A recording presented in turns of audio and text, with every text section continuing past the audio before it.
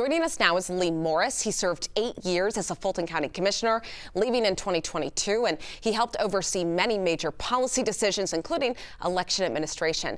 Welcome, Mr. Morris. Thanks for being with us. Glad to be here, Rachel. And Mr. Morris, you're running again to represent District 3. So first, what was your initial reaction when you heard about that FBI raid? Well, my initial reaction was this is a very serious and disturbing matter. You know, the rule of law in this country has been fundamental since the country was founded. And to use the FBI as a purely political tool here is not what the founding fathers had in mind with the rule of law. It's quite disturbing.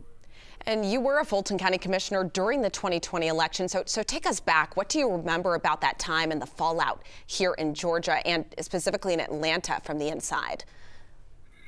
Well, the country was becoming more and more divided along political lines, and it's continued ever since. But we thought the election went well in 2020. There are always some snafus, little ones, but it's clear from the recounts and the audits that the election was not stolen.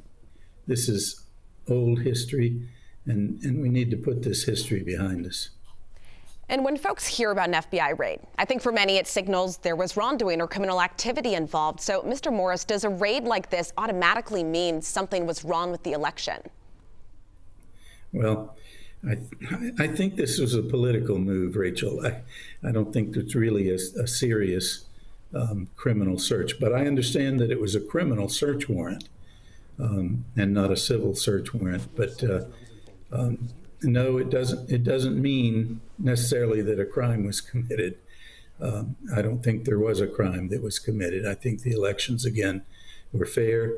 There are always minor little snafus in any election anywhere, big county, small county, any state.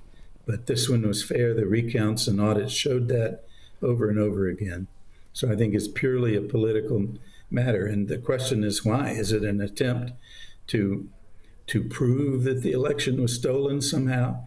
Is it an attempt to stir up tensions and confusion leading up to the midterms? Is it some effort to deflect some of the things that are going on in the country in Minnesota and elsewhere with ICE?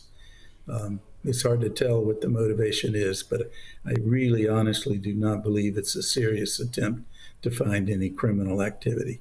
So what do you think the response should be from our local officials right now, from our elections officials to protect the independence of elections here in Georgia?